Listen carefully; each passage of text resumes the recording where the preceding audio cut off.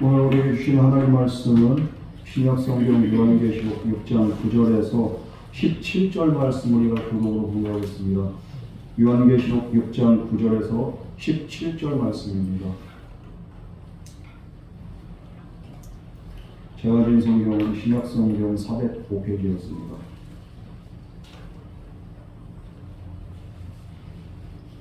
다섯째 인을 떼실 때에 내가 보니 하나님의 말씀과 그들이 가진 증거로 말미암아 죽임을 당한 영혼들이 제단 아래에 있어 큰 소리로 하여되 거룩하고 참되신 대주세요. 땅에 거하는 자들을 심판하여 우리들을 갚아주지 아니하시기를 어디까지 하시옵나이까 하니 각각 그들에게 흰 두루마기를 주시며 이르시되 아직 잠시 동안 시되 그들의 동무 종들과 형제들도 자기처럼 죽임을 당하여 그 수가 차기까지 하라 하시더라.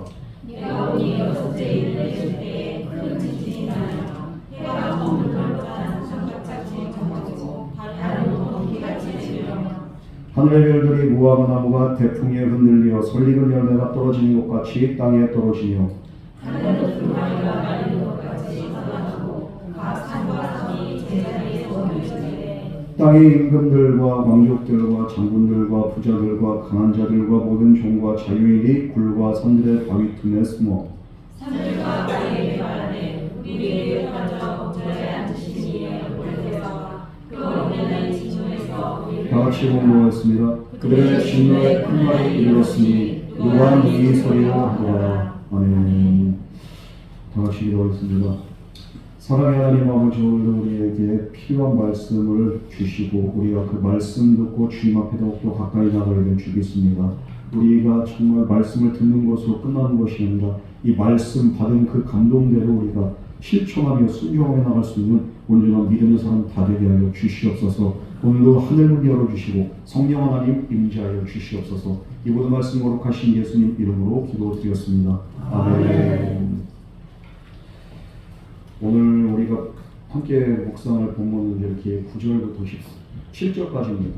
요한계시록의 많은 이들에게 정말 우리가 이렇게 어떤 이렇게 이미지로 다가옵니까? 이렇게 두렵고, 야, 이거 참 이렇게 무서운 성경이구나. 그래가지고 함부로 읽으면 안 되는 그런 이렇게 금지의 그냥 이렇게 영역같이 우리가 이렇게 생각을 하는 경우가 있습니다. 그러나 오늘 그 말씀은 어떻습니까? 사실 그 우리 성도들의 고난 가운데서도 우리가 희망을 붙잡고 견디는, 그리고 또 하나님 주권 안에서 참된 질서를 기다릴 수 있는 그런 믿음으로 우리가 살아야 된다는 그렇게 권면과 그런 위로의 말씀이 오늘 본문 안에 들어 있습니다. 이 본문에서 우리가 이렇게 세 가지 핵심 장면이 이렇게 딱 떠오르게 되는데요. 다섯 번째 일이 열릴 때 먼저 어떻게 됩니까? 어떤 자들이 이렇게 나타납니까? 제단 아래에 부르짖는 순교자들의 모습들이 나오고 있습니다. 그들에게 두 번째로 그 순교자들이 울부짖으면서 우리를 언제까지 이렇게 가만 냅두시겠습니까? 우리를 언제 심원하시겠습니까? 저 행악자들의 악을 언제까지 가만 두시겠습니까? 울부짖을 때 어떻게 합니까? 하나님이 그들을 위로하시면서 그들에게 하얀 옷, 하얀 두루마기를 건네주십니다. 이게 두 번째 장면입니다. 그리고 그 세 번째 장면이 뭡니까? 여섯 번째 열릴 때 나타난 대우주적인 혼돈의 그 현상, 이것을 이렇게 또 말씀하고 있습니다. 이 모든 장면은 물론 이렇게 미래에 일어날 일들이기도 하지만 또 오늘 우리가 현실에서 겪는 그런 고난들 속에서도 우리는 그럼 어떻게 해야 됩니까? 미래의 그 성도들뿐만 아니라 그리고 또 현재를 살아가는 우리에게도 어떤 깨우침, 어떤 가르침이 있습니까? 바로 우리가 소망 안에서 믿음을 끝까지 붙잡고 주님의 날을 기다리며 신앙생활하고 승리하라는 그런 권면이 오늘 말씀 가운데 녹아들어 있습니다. 여러분, 그러므로 우리는 어떻습니까? 그냥 현재적인 상황에서만 그냥 우리가 그 낙심하고 그거 바라보면서 그냥 우리가 코 빠지고 그럴 필요가 없습니다. 때로는 하나님이 오시는 것, 하나님이 응답하시는 것이 덜이 오는 것 같고, 때로는 정말 하나님이 그냥 수수관광하는 것 같고, 그러나 분명한 것은 하나님은 분명한 계획이 있다는 것이고, 하나님은 가장 완전한 때에 하나님의 구원과 하나님의 모든 역사를 이루신다는 것을 우리는 분명히 알아야 될 줄 믿습니다. 그럼 오늘 말씀을 통해서 나는 어떤 믿음의 자세로 살아야 되는가? 이게 가장 중요한 포인트입니다. 그럼에도 불구하고 하나님은 살아계시고 하나님은 하나님이시고 하나님의 계획은 안전하시고 하나님의 때에 반드시 이 모든 일들이 일어날 것이다. 우리가 이 사실 한 가지만을 기억하면 어떤 상황에서도 믿음이 흔들리지 않습니다. 언제나 완전하신 하나님을 바라보면서 우리가 승리할 수 있는 저와 여러분 되기를 주님의 이름으로 축복합니다. 우리 9절 말씀 먼저 같이 공부하겠습니다. 시작. 다섯째를 했을 때 내가 보니 하나님의 말씀과 그들이 가진 증거를 말하며 죽임을 당하는 영들이 제단 아래 있어. 첫째부터 넷째까지는 전쟁과 기근과 죽음이 그냥 몰려옵니다. 여기 있는 때니까요. 그런데 다섯째는 어떻습니까? 말이나 뭐 그렇게 재앙이 달려오는 게 아니라 뜬금없이 순교자의 영혼들이 다 등장하는 거예요. 이거 뭐지 이게? 재앙보다는 그 장차 어떤 일이 일어난다. 재앙보다는 하나님이 이렇게 지켜보시고 이렇게 바라보시는 그런 성도들의 모습을 보여주는 다섯 번째 의미입니다. 그래서 제단 아래에 있는 이 성도들 누구냐? 바로 순교자들인데 이 제단은 무엇입니까? 구약 성경에 말하는 성전의 희생 제물을 이렇게 바치고 이렇게 번제하고 내 그 뿔이 있고 그 뿔에다 피를 바르고 그리고 이렇게 그 중앙에 있는 번제단에서 이제 또 제물을 태우잖아요. 희생 제물을 태우고 그 희생 제물의 피가 흐르는 번제단 밑에 성도들이 있다는 거예요. 우리 그림 한번 보겠습니다. 예, 이게 이렇게 구약에서 보면 이렇게 뿔이 이렇게 있고 그리고 이제 번제단 있잖아요. 근데 이 제단 밑에 성도들이 있다는 거예요. 이 순교자들은 어떤 겁니까?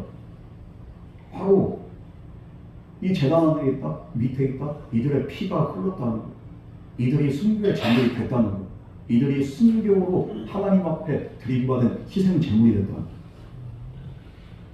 단순한 억울한 죽음을 당한 게 아니라 하나님께 드려진 온전한 희생과 삶의 헌신의 예배자가 바로 이들이었다는 것. 여러분, 그러므로 이들의 피는 헛되지 않고 그리고 하나님 앞에 기억된 바 된 그런 온전한 믿음과 헌신의 삶을 살았던 그런 사람들이었다. 오늘 말씀은 그것을 우리에게 보여주고 있습니다. 이 순교자들 어떻습니까? 왜 죽었습니까? 예수님을 믿고 그리고 말씀을 지키고 예수님의 그 복음을 증언하다가 이들은 죽임을 당한 겁니다. 이 초대교회 성도들이 바로 그런 거죠. 복음 전환. 예수를 믿었기 때문에 그들은 그냥 아무 이유 없이 억울하게 그들은 죽임당하고 희생당하고 어떤 사람은 돌아오는 그냥 이렇게 로마 원형 경기장에 권투사들의 그냥 이렇게 칼과 창에 그냥 희생되고 어떤 사람은 사자의 밥이 되고 어떤 사람은 온종일 로마 시내를 밤거리를 밝히는 인간 횃불이 돼서 그냥 활활 타오르고 이런 어마어마하고 끔찍한 죽음을 당했다는 겁니다. 이 요한계시록이 이렇게 기록된 시기가 언제입니까? 도미티아누스 왕제 주 81년에서 96년 이 시기에 기록이 됐습니다. 그러면은 여기서 죽은 자들이나 요한이 봤던 죽은 자들은 이 현 시대를 살아가면서 도미티아누스 황제 전부터 이미 박해는 시작되잖아요. 네로 왕제 때. 로마 대화재가 일어났을 때 네로 왕제가 어떻게 합니까? 자기가 불질러 놓고서 그 로마 화재를 보면서 자기가 그냥 시를 읊는 거예요. 하프를 치면서 위치광이죠. 그러면서 악상이 떠오른다고, 시상이 떠오른다고. 그러니까 로마 시민들이 열받아서 이거 뭐냐? 이거 로마 왕실에서 그냥 의도적으로 불지른 거 아니야? 그때 그 모든 화살을 어디에다 돌립니까? 바로 저거 예수쟁이들이 크리스찬들이 한 거야 저거. 이렇게 돌려버리니까 모든 분노가 어디로 향합니까? 기독교인들에게 향하게 됩니다. 그리고서 그때부터 대대적인 박해가 일어나고 보이는 족족 잡아 가두고 죽이기 시작합니다. 이 시대적인 박해와 오늘 말씀이 관련이죠.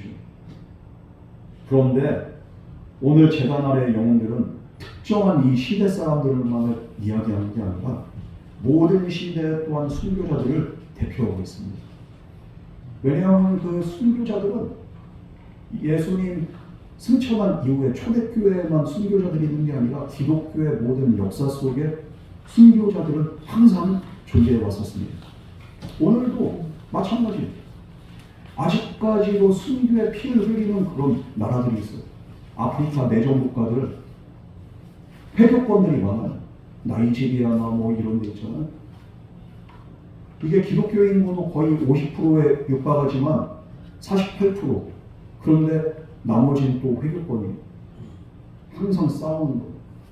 그리고 교회를 핍박합니다. 어떤 교회는 불태우고요. 어떤 교회는 주일날 예배를 드리고 있는데 동네 사람들이 돌 들고 와서 막 집어 던져버려요. 그리고 그 안에서 예배하는 사람들 다 끄집어내서 강목으로 사정없이 때립니다. 경찰들이 보고서 가만히 있습니다. 이 사람들이 어디를 때리냐면 사람들 머리하고 무릎을 박살내는 거예요. 무릎을 때리면 무릎이 깨지면 어떻게 됩니까? 못 걸어다니죠. 병신이 되는 거예요. 그런 식으로 사람들을 핍박을. 그리고 어떤 사람 목에다 타이거를 감아놓고 그 사람만 그 위에다가 석유를 부어서 그래서 어떻게 합니까? 화염으로 불살라서 죽여요. 그럼 타이거가 녹으면서 몸에 딱 달라붙어서 엄청 끔찍한 고통 속에 죽게 됩니다. 이런 일들이 지금도 세계에서 일어나고 있다는 거예요. 여러분, 그러므로 최초의 순교자 스테반로부터 시작해서 지금까지 모든 기독교 역사에 이르기까지, 그리고 또 장래의 대환란 때 또 순교를 당할 그 모든 성도들까지 다 대표해서 이 제단 밑에 희생자들이 주님 앞에서 계속적으로 부르짖는다는 거예요. 그럼 오늘 말씀을 통해서 우리는 무엇을 알 수 있는가? 그런데 왜 이들은 제단 밑에 있는가? 이들의 헌신이 헛되지 않다는 거예요. 그러면은 제단 밑에 있지 않겠죠. 제단이 바로 이들의 피가 흐르는 그런 이들의 순교의 증거가 되는 거예요. 이들의 이 억울한 죽음 하나님이 잊어버리십니까? 기억하신다는 거예요. 순교자의 그 패배는 패배가 아니에요. 세상적으로는 패배한 것 같고 그들은 헛되게 죽은 것 같지만, 그러나 순교는 패배가 아니라 이들에겐 영광이다.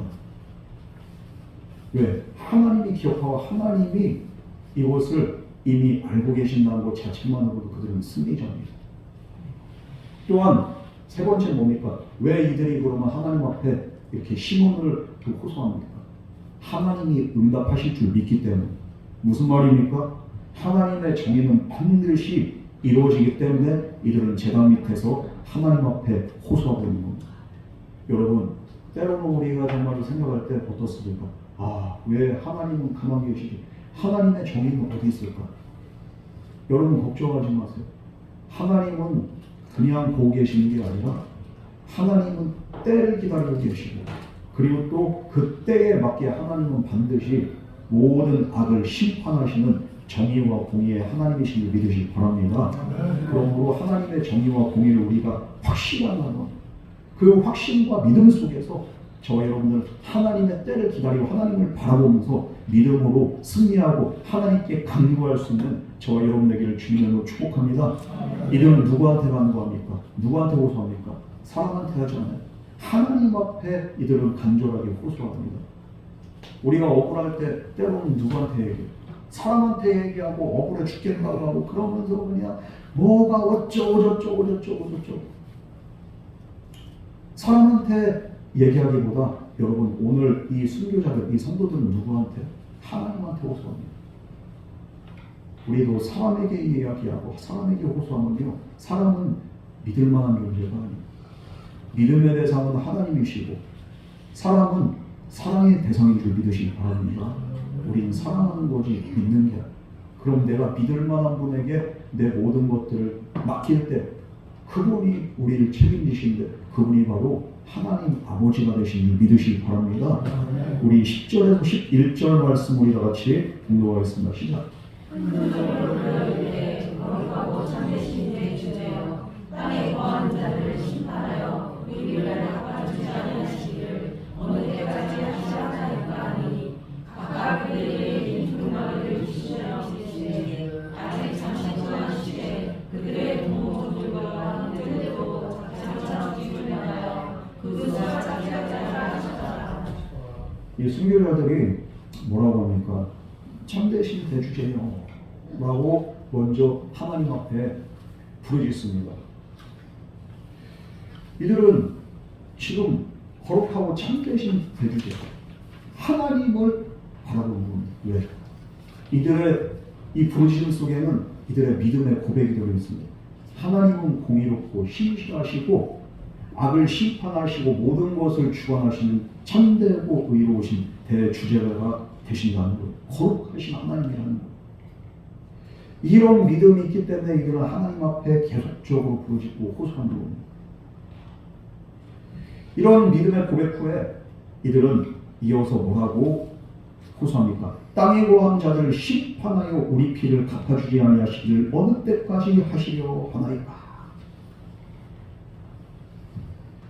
여러분, 우리의 피를 갚아달라는 신원해달라는 것. 이 신원이라는 말이 뭡니까? 바로 억울한 일을 풀어준다는 뜻이 바로 신원이라고 합니다. 지금 이들의 억울함을 사람에게 호소하고 토로한 게 아니라 지금 누구에게 말합니까? 바로 하나님께 이들은 지금 하나님의 공의와 자비 안에서 우리의 억울함을 신원해달라고 이들은 호소하고 있습니다. 왜 그럼 이들은 이렇게 호소합니까? 하나님은 반드시 갚아주실 줄 믿기 때문에 이들은 호소하는 줄 믿으시기 바랍니다. 여러분, 우리가 기도하는 게 이런 믿음이 있어야 되고 하나님이 어떤 분이신지를 먼저 우리가 알아야 되고요. 그 어떤 분이신지를 아는 그 하나님 앞에 우리는 어떻게 합니까? 믿음 가지고서 그대로 기도할 때 하나님이 응답하시는 거예요. 그런데 내가 하나님이 어떤 분인지 모르고 그냥 대충 기도하고 주문구원하면 그 기도는 응답이 안 되는 거예요. 먼저 하나님 앞에 기도하면서 나가는 자들은 분명한 것은 하나님이 어떤 분이신지를 분명히 알아야 될 줄 믿습니다. 이들은 분명한 것은 거룩하고 정말로 또 하나님 앞에 참되신 대주제예요. 하나님이 거룩하신 하나님이시고 참되신 하나님이시고 신실하신 하나님이시고 모든 것을 주관하시는 대주제가 되시는 하나님이시다. 그 하나님은 반드시 우리의 억울함을 신원해 주실 분이다. 이런 믿음이 있기 때문에 제단 밑에서 하나님께 부르짖는 겁니다. 이렇게 이들이 하나님의 공의로운 심판과 정의를 갈망하면서 언제 하나님의 공의와 정의와 심판이 완성이 됩니까? 하나님이시여 하는 이들이 부르짖을 때 하나님이 먼저 이들에게 뭐라고 말씀하십니까? 아무 말씀하지 않으시고 각각 그들에게 뭘 주십니까? 두루마기를 주시는 거. 그림하면 뭘까? 두루마기가 어떤 거냐면요, 하얀 그렇게 천으로 짠, 그래서 위에서부터 그냥 밑으로 쭉 그 통으로 되어 있는 그런 옷을 말합니다. 그렇게 정확한 그냥 뭐죠? 패션의 그 형식이나 규격이나 이런 거 알 수 없지만 대략적으로 이렇게 생긴 옷들이 바로 두루마기라고 합니다. 흰색이죠. 이 흰 두루마기는 뭡니까? 바로 승리와 의로움과 정결의 상징이 바로 두루마기입니다. 이 두루마기는 바로 무엇입니까? 하나님께 받았다. 니들이 의롭고 니들이 승리했고 니들이 거룩하고 니들이 깨끗하다. 하나님이 인정한 거예요. 여러분, 이 세상에서 우리가 실패한 것 같고 우리가 패배한 것 같아도 사람들에게 인정받지 못한 것 같아도 하나님이 인정한 그 인생이 바로 복된 인생인 줄 믿으시기 바랍니다. 이들은 세상적으로 망했어요. 죽었어요. 인생 끝났어요. 그러나 하나님 앞에서는 이들의 죽음이 헛되지 않고 하나님이 인정하시고 하나님이 온전히 이들을 의롭다고 그렇게 인정할 정도로 이들은 정말 하나님 앞에 거룩하고 의로운 삶을 산 줄 믿으시기 바랍니다. 여러분, 그러므로 하나님께 인정받는 삶이 가장 중요하다. 이 순교자들의 영혼은 억울함 속에 그러면은 계속 머무느냐? 하나님께 두루마기를 받고 이들은 이제는 위로받는 겁니다. 그리고 이들은 안식을 누리게 됩니다. 11절 말씀 다시 한번 묵도하겠습니다. 시작. 각각 그들에게 흰 두루마기를 주시며 이르시되 아직 잠시 동안 쉬되 그들의 부모도 돌아와 현재도 자기처럼 죽임을 당하여 그 수가 채까지 알아가시더라. 흰 두루마기를 받고 이들은 안식에 들어갑니다. 이 안식이라는 것은 무엇입니까? 눈물도 없고 고통도 없고 아픔도 없고 슬픔도 없고 상처도 없고 두려움도 없고 걱정도 없고 근심도 없고 괴로움도 없는 완전한 평안, 완전한 해방, 완전한 자유, 완전한 기쁨, 이 상태가 바로 안식이라는 거예요. 이 두루마기를 주시면서 이러시되 아직 잠시 동안 쉬어라. 하나님이 그들의 눈물을 닦아주시고 위로하시고 인정해주시고 이제 너희들 고생 끝났어. 이제 쉬어. 더 이상 울지 마. 내가 갚아줄게. 나는 하나님이야. 울지 말고 기뻐해. 이제 쉬어라. 이제 모든 거 다 내려. 걱정하지. 하나님이 위로하시고. 천국은 바로 그런 것이에요. 이 세상의 모든 근심 걱정, 모든 괴로움들, 모든 짐들이 다 벗어지고 우리의 눈물이 씻겨지고 우리의 마음에 평안과 기쁨이 넘쳐나고 더 이상 걱정하지 않고 더 이상 괴로워하지 않고 더 이상 아파하지 않고 상처받지 않는 그곳이 바로 천국인 줄 믿으시기 바랍니다. 이렇게 하나님 이들을 위로하시면서 아직 잠시 동안 쉬는데 너희들의 동무, 종들, 형제들 다 이렇게 너희들 있잖아. 너희들과 같은 그 사람들, 이 사람들이 죽임을 당하기까지, 그래서 그 수가 차기까지 잠깐만 기다려라. 하나님은 이들을 위로하시면서 이들에게 안식을 주시면서 이들에게 약속하십니다. 그 때가 되면 내가 반드시 갚아주겠다. 하나님이 악인들을 즉각적으로 심판하면 얼마나 좋겠습니까? 이 세상에 악이 다 사라질 것 같아요. 그러나 하나님의 심판은 정해지신 그 시간이 될 때까지 하나님은 참으시고 기다리시고 하나님 인내하신다는 거예요. 왜 그렇습니까? 하나님의 구속사에는 분명한 계획이 있고 분명한 시간표가 있기 때문에 하나님은 하나님의 완전하신 계획과 시간표 속에서 모든 역사를 주관하시고 하나님의 구속을 이뤄가십니다. 이 구속사는 순교의 역사가 끝나고 그리고 모든 수가 채워진 후에 순교자의 수가 채워진 후에 또 이 세상의 모든 악이 완전히 채워진 후에 최후의 심판으로 완성됩니다. 분명한 사실은 무엇입니까? 이 순교자들의 죽음은 그냥 낭비가 아니라는 거예요. 여러분, 정한 때를 향해서 나아가고 있는 하나님의 계획 속에서 이 순교자들의 억울함도 반드시 갚아주시는 하나님이 바로 우리의 하나님이다. 여러분, 이 사실을 우리가 항상 기억합니다. 내가 억울하고 내가 정말 열받고 그럴 때 사람에게 말하지 말고 하나님께 하려고 하나님의 때를 기다릴 수 있는 저와 여러분 되기를 주님의 이름으로 축복합니다. 하나님께 완전히 맡기잖아요. 그러면 우리는 안식을 누릴 수밖에 없어요. 수고하고 무거운 짐진 자들아 다 내게로 오라. 내가 너희를 쉬게 하리라. 내 모든 짐을 다 내게 맡겨버려. 그리고 너희는 안식을 누리라. 내가 모든 것을 담당하겠다. 주님도 말씀하셨습니다.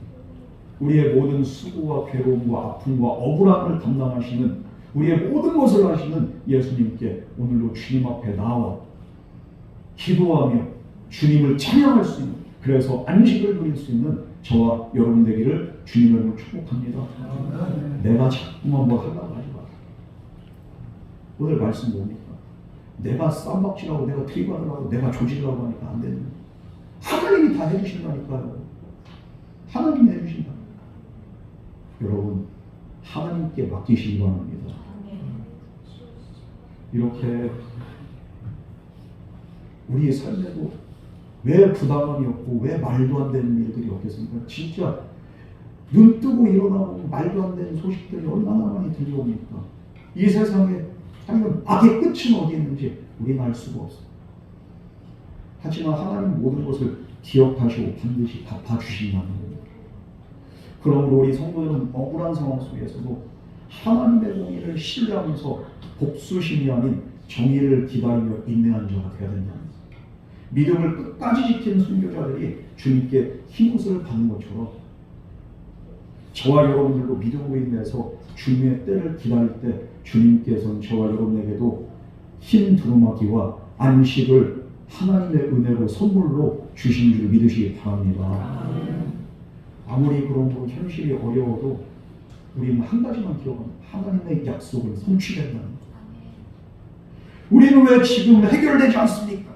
하나님 도대체 언제까지입니까? 이 성도들처럼 순교자들처럼 때로는 울부짖을 때가 있어요. 그러나 하나님은 더 크고 완전한 하나님의 계획과 구속을 완성하신다는. 그러므로 믿음의 사람은 잠시 동안, 오늘 말씀에서 보면 아직 잠시 동안이라고 하잖아요. 이 말씀을 우리가 붙잡고 기다리면 되는 거예요. 하나님의 이 말씀을 붙잡고 이제 이 성도들은, 선교자들은 기다립니다. 그러면 하나님 안에서 안식을 누립니다. 더 이상 억울하지 않고 더 이상 정말 슬프지 않고 이제는 하나님을 신뢰한 믿음으로 그들은 안식하면서 기쁨이 충만한 상태에서 기다리는 거예요. 오늘도 우리가 하나님의 때를 기다리는 성도는 어떻습니까? 환경이 어떻고 현실이 어떻다 할지라도 우리는 아직 잠깐 때가 아니니 기다리라는 그 말씀 붙잡고 우리가 기다리면서 살아갈 때 우리 안에 소망이 있고 미래의 그 현실이 내 삶 가운데 이미 다가온 것처럼 우리가 기쁨이 충만합니다. 여러분, 이 말씀 붙잡고 우리가 기다릴 때 하나님 우리의 기다림이 헛되지 않도록 우리의 간절한 소망이 부끄럽지 않도록 하나님께서 역사하실 줄 믿습니다. 우리 12절 말씀 다 같이 공부하겠습니다. 시작. 그가 거기 젖에 힘을 주시되 큰 지진이 나며 그가 검은 털로 짠 산호같이 넘어지고 달을 온통 비같이 되며.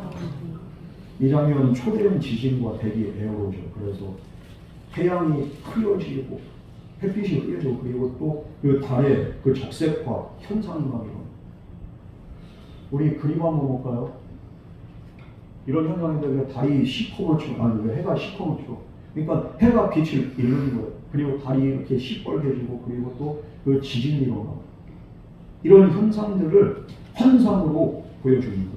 이것은 전 지구적인 또 전 우주적인 종말을 상징하는데 창조의 빛이 사라지는 그런 징조를 말하는 겁니다. 실제적으로 이 현상이 일어난다는 것이 아니라 징조를 말하는 거예요. 징조. 물론 지진이 일어나긴 하죠.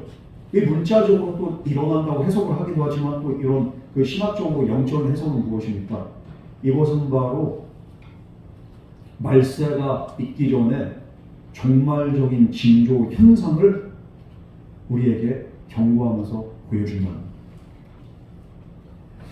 여러분, 그래서 요엘서에서도 2장 11절에 뭐랍니까? 그 때가 되면 마지막 때가 되면 어떻게 됩니까? 해가 어두워지고 달빛이 핏빛과 같이 변한다고 요엘서에서도 분명히 말씀하고 있습니다. 이 불길한 징조라는 거예요. 그 때가 되면은 이제는 때가 임박했다는 거예요. 언제? 주님이 재림할 때가 임박했다는 거예요.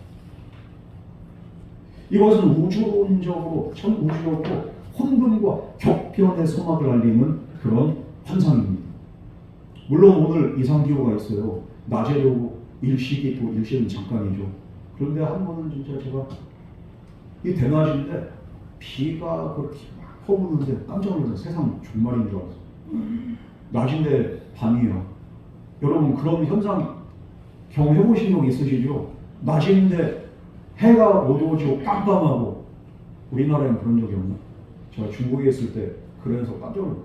비가 옥수같이 쏟아지는데 홍수 날 것 같아. 그런데 태양이 가려서 지금 시간은 보니까 안 뜨고 내가 밤에 있는가 싶을 정도. 그런데 보니까 시간은 1시 40분. 뭐지? 왜 깜깜하지? 왜 이렇게 어둡지? 이런 현상이. 또 간혹가다 우리가 달이 진짜 핏빛처럼 변하는 그런 것들을 볼 때가 있잖아요. 보름달이 밝은데 시뻘건 핏빛으로 변해있는 그런 현상들. 이런 그 이상기후와 이상현상들 그리고 자연재해가 지금 잦아지고 있습니다. 이 같은 신호들은 우리에게 무엇을 알려줍니까? 이게 끝이 아니라 끝을 향한 이제는 파멸의 시작을 알리는 그런 게 마지막 말세의 징조를 말합니다. 우리 13절 말씀 우리 다 같이 공부하겠습니다. 시작.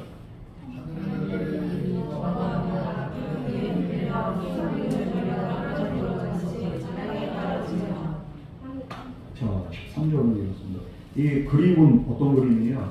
이 마치 유성우가 그냥 쏟아지는 것 같은 이런 이렇게 환상입니다. 그런데 옆에 이렇게 감나무 이렇게 나무가 있잖아요. 올리브 나무인데 무화과 나무인데 이런 것들이 어떻게 됩니까? 무화과 나무가 무슨 또 아직 익기 전에 작은 열매예요. 파괴라고 하는 그런 얘기인데 이것이 어떻게 됩니까? 팔레스타인 그 지역에서는 초여름에 강풍이 막 불어옵니다. 그러면 그때 이 시로코라고 하는 게 강풍이 불어오면 어떻게 됩니까? 설익은 무화과나무, 아직 익지 않은 무화과나무는 나무에서 떨어지고 어떻게 떨어지면 우수수 떨어집니다. 이것은 당시 사람들에게 익숙한 광경이거든요. 무화과나무가 떨어지는데 설익은 그냥 비 오듯이 떨어집니다. 이런 거에 빗대서 하늘에서 떨어지는 유성우나 뭐 이런 것들, 운석들이 그대로 그렇게 떨어지면 만약에 운석이 지구에 그대로 떨어지면 지구 완전 종말이에요. 박살나는 거예요. 유성우처럼 지구로 이렇게 다 이렇게 나타나면 거대한 운석이 하나만 떨어져도 어떻게 됩니까? 엄청난 대기 먼지를 일으켜서 이게 대기층에 먼지가 그냥 싹 뒤덮고 없습니다. 햇빛이 못 들어가요. 그럼 지구 표면 온도가 떨어집니다. 그러면서 사람들이 얼어 죽어요.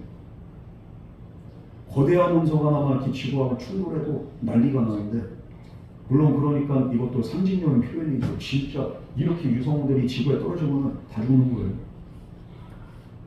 그러나 어쨌든 간에 이것도 당시의 문학적인 그런 표현입니다.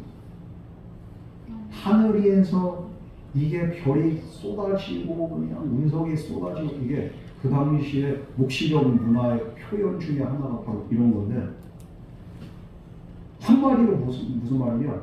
하늘의 별은 고정돼 있어야 되잖아요. 근데 별이 떨어진다는 건 뭡니까?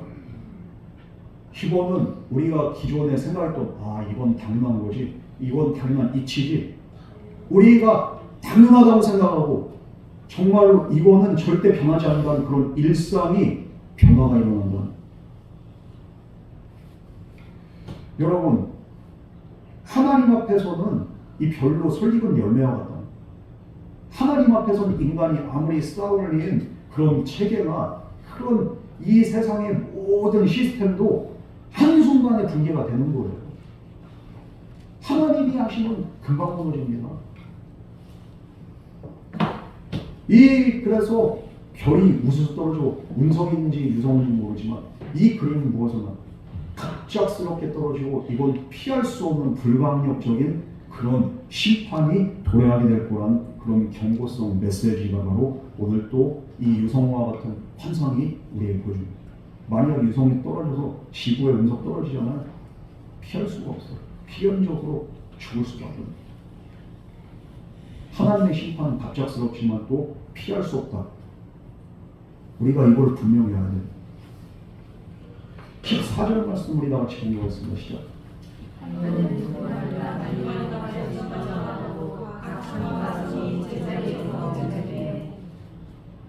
하늘의 두루마리가 말린 것이 이렇게 떠나가고, 물론 하늘이 두루마리처럼 말린다는 게 말이 안 되죠. 이게 말립니까 이게? 그런데 이것도 그 당시에 그 종말론적인 묵시문화적인 표현이 바로 하늘이 말린다는 그런 표현들도 그 당시에 많이 썼습니다. 그런데 어쨌든 간에 하늘이 말리고 모든 그 산과 섬들이 그냥 제자리에서 옮겨진다는, 이건 그 지각 변동을 말합니다.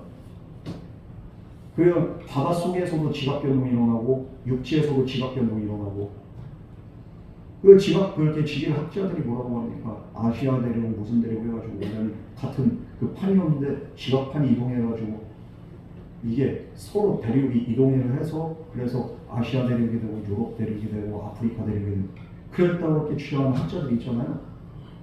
그런데 실제적으로 지각 변동이 우리가 또 해저에서도 일어나기도 하고 어떨 때는, 그런데 이게 그냥 순식간에 전 세계적으로 지각 변동이 일어나고 지진이 나고 난리가 나는, 산이 있던 곳이 산이 없어지고 산이 없던 곳이 산이 생기고 이런 일들이 일어납니다. 그러니까 전 우주적으로 이제는 하늘, 땅 할 것 없이 하나님의 심판의 징조가 보여지고 그리고 또 심판이 도래한다. 여러분, 하늘이 말려진다고 했습니다. 그러면 하늘의 커튼이 젖혀진다는 거죠. 그럼 이제 하늘의 커튼이 젖혀지면 어떻게 됩니까? 이제 주님 오실 길이 예비가 되는 거예요. 이제는 영계가 열리는 거예요. 심판의 법정이 이제는 이 세상에 드러나게 되고 이제 심판주로 주님이 오시게 됩니다. 이 심판의 주체는 누굽니까? 바로 보좌 위에 계신 하나님과 그 어린 양 예수님이 이 모든 심판을 주관하시고 그리고 심판을 통해서 모든 악한 자들을 이제는 벌하시고 심판하시게 됩니다. 이 세상의 모든 악과 불의가 이제는 심판받을 때가 오게 된다는 정말로 급박하고 그리고 또 불가항력적인 그런 심판이 일어나게 됩니다. 이 경고성 그렇게 또 환상을 보여줍니다.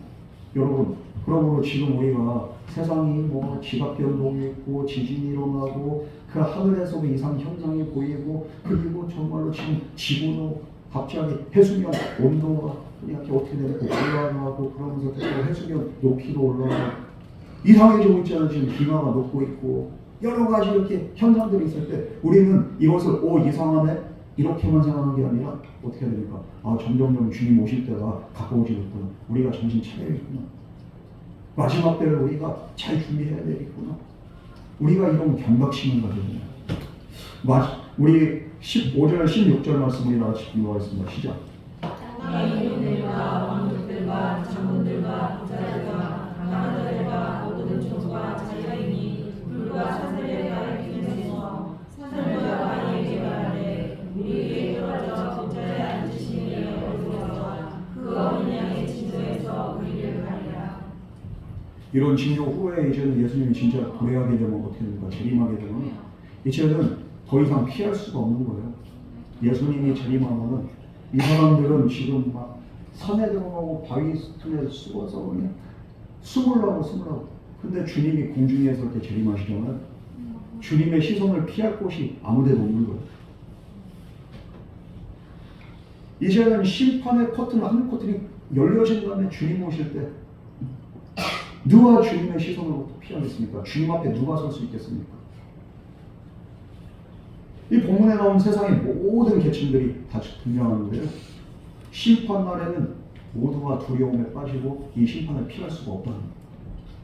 세상에 뭐 권력자가 됐든 돈 많은 사람이 됐든 세상에 그리고 또 유명한 사람이 됐든 할 것 없이 하나님 앞에서는 아무도 이 심판을 피할 수가 없다는 겁니다.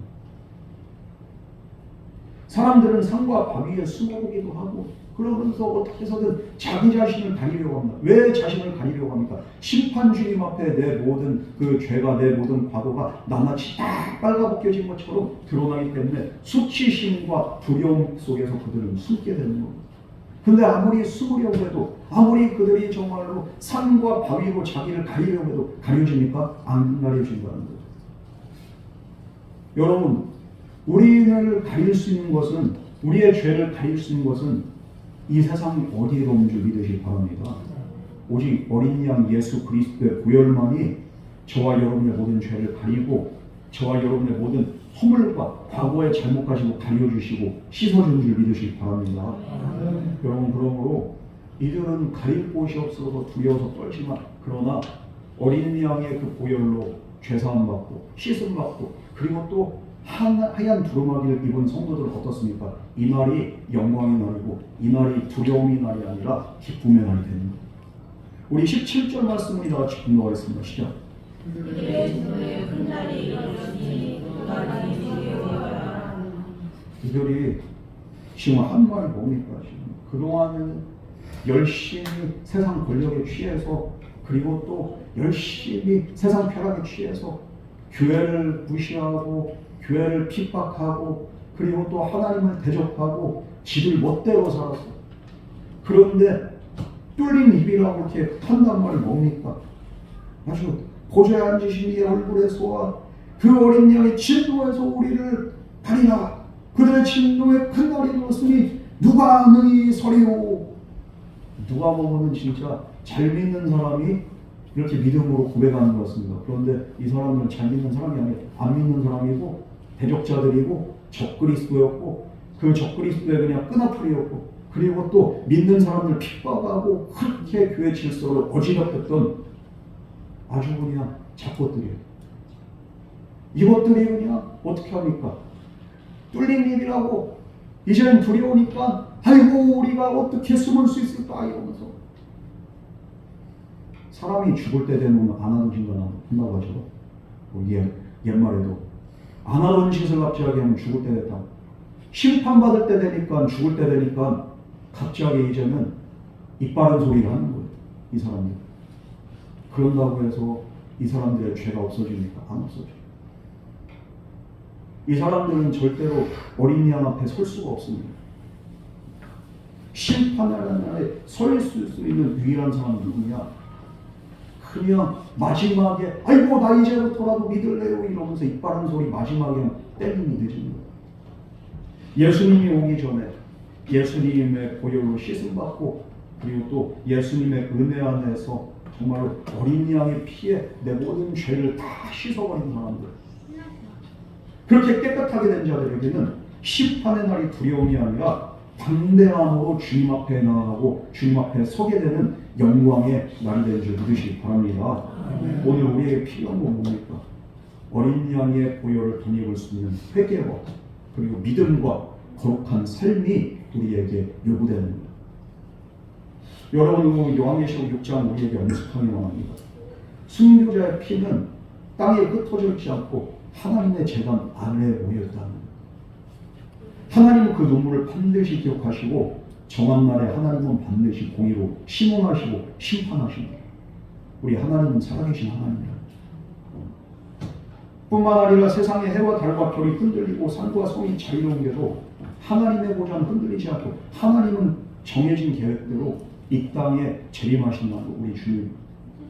그날에는 왕이나 장군이나 부자나 종이나 자유인이나 강한 자나 그 누구 할 것 없이 숨을 곳이 없고 산과 바위에 그냥 숨겨달라고 애원해도 어린 양의 진노 앞에 아무도 설 자가 없다는 것을 오늘 우리에게 말씀하고 있습니다. 여러분, 그러므로 우리는 세상의 헛된 것에 기대지 말고 영원히 흔들리지 않는 그 하나님의 보좌를 붙들 수 있는, 그래서 눈물을 흘리면서 믿음을 지키며 끝까지 믿음의 길을 걸어갈 수 있는 저와 여러분 되기를 주님으로 축복합니다.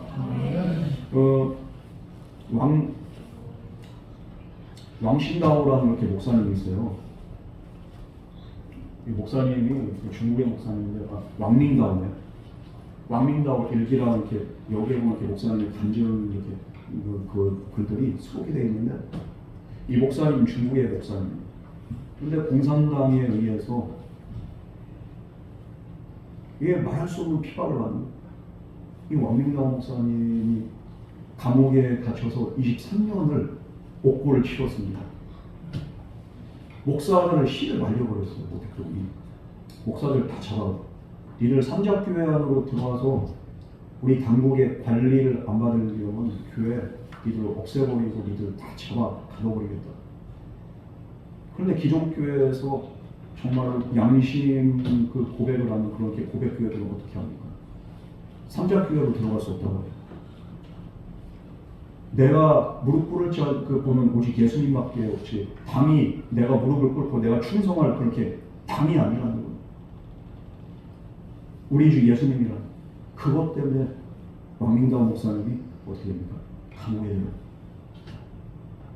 감옥에 끔찍한 고문이 있었고 그리고 그냥 심리적 압박이 있어서 너무 힘들어서 한때는 내가 정말로 이 신앙을 부인하겠다는 거기에다 이렇게 성경을 한 적도 있어요. 목사.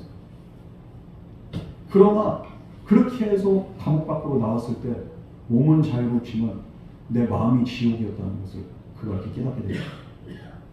주님 오실 날이 언제인지는 알 수 없지만 내가 이 믿음을 부인하고서 내가 육신의 자유를 누린다는데 내 마음은 지옥이고 내 영혼은 지옥이고 이 사실을 깨닫고서 다시 감옥에 들어가요.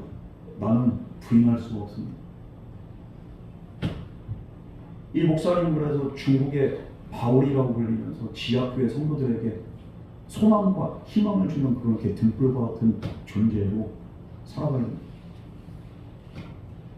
이 목사님이 말년에 이제 겨우 돌아가시기 직전에 이제 몇 년 안 남은 그 인생 밖에서 사시는데 23년 꼭 치고서 나왔어요.